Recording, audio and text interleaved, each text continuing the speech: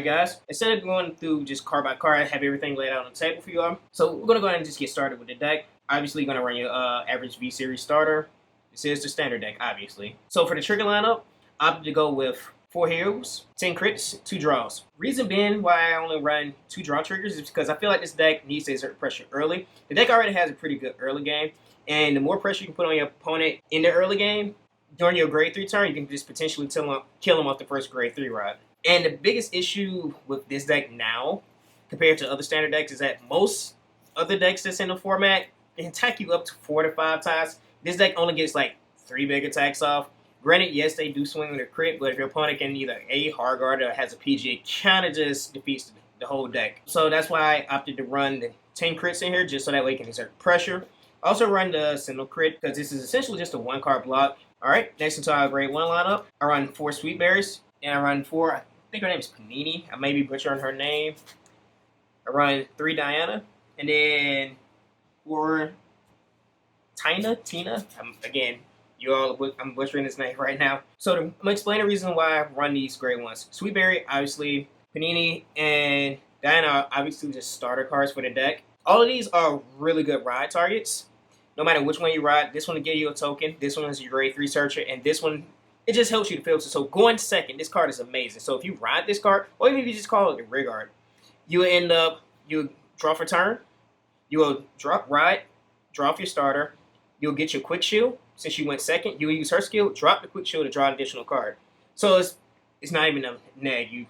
It's just fixing your hand pretty much at that point. And I only run 3 of this card here. She's just support for Ahsha. And she just gives an additional 5k power to your Vanguard. Really, really important, so that way you can beef up your fairy tokens in the late game. And even in the early game, if you draw it earlier on your first grade 3 ride, make your token, your Vanguard, depending on which force you go. If you go on force 1, obviously your Vanguard will be 33, but this is to make 38, depending on how many you have on board. Now, if you end up going force 2, you can make your column 28 instead, which still hits a magic number. Next, you run 4 Enelma, 4 Sylvia, 2 Erminsil, and then 2 Power Elixirs. Now, the Power Elixirs and the Erminsils are flex slots. These 2 can easily be interchanged. I do say for a fact that Enelma and Sylvia are staples for the deck. You end up placing this card, Vanguard, Rigard, count +1, so +1, make a token, and then you draw a card as well. Free token, why not? Erminsil is for the early game. This is just my personal tech choice. Again, it's up to you guys to choose what you want to run in your deck. But again, I like Erminsil. I will go over like flex slots and cards you can interchange throughout the deck a little bit later, and then towards the end of the video.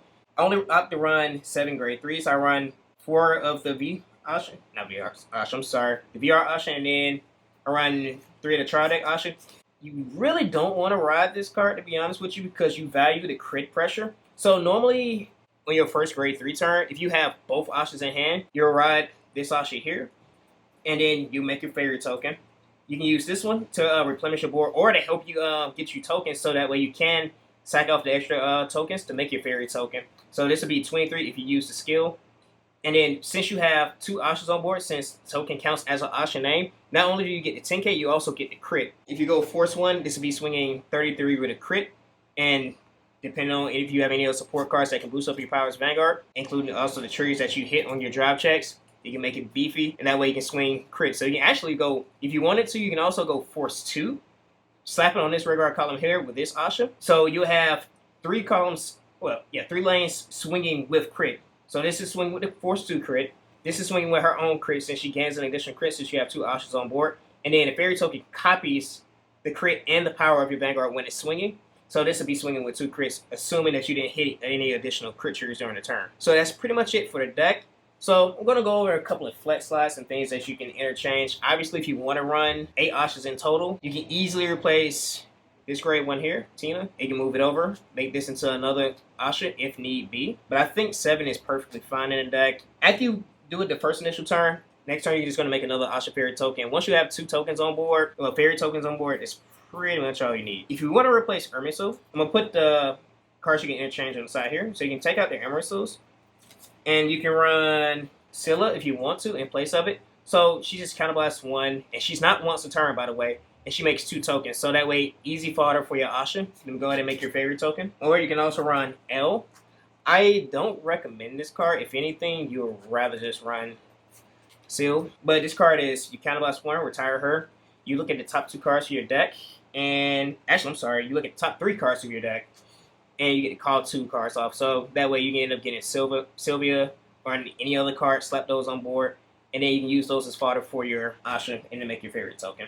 Now, as far as Power Elixir goes, I like the Power Elixir because I don't like calling over cards, because I like to use any Vanguards that I have as fodder for my Ahsha, so that way I can go ahead and make my fairy token. If you're uncomfortable with this, if you think that you burn through a lot of counterblast in this deck, whatever, what have you, these 2 can easily be interchanged, and you can run Antero. So Antero is for each token that you have on board, on place. He gets 5. Well, your Vanguard gets 5k power for each token. That includes your regular fairy token, or just your regular plant tokens in general. Really, really good card. So you can easily make make your Vanguard up to 20,000 power, which essentially is the same thing without having to burn counterblast. Last but not least, you have Phone. Now, the card you can replace with Phone are your Dianas. So if you feel like you want to exert more pressure, or if you feel like you don't have a problem with drawing cards, so if you don't really need to fix your hand and you want to have more of an early game and to make more fodder for your tokens, Phone can easily replace Diana, so you can just run 3 of those. Or you can run any mixture. It's totally up to you. But again, I like this card. It's another starter card for the deck. And even in the late game, if you just want to beef the power of your Vanguard, you can easily just beef it up with her. You can just drop any other additional grade 2s that you have in your hand, or any additional grade 3s. Obviously, you don't want to drop your shield value, because those are important, especially going into the later game. But that pretty much concludes this video. Thank you guys for watching. We'll catch you all next time. Peace.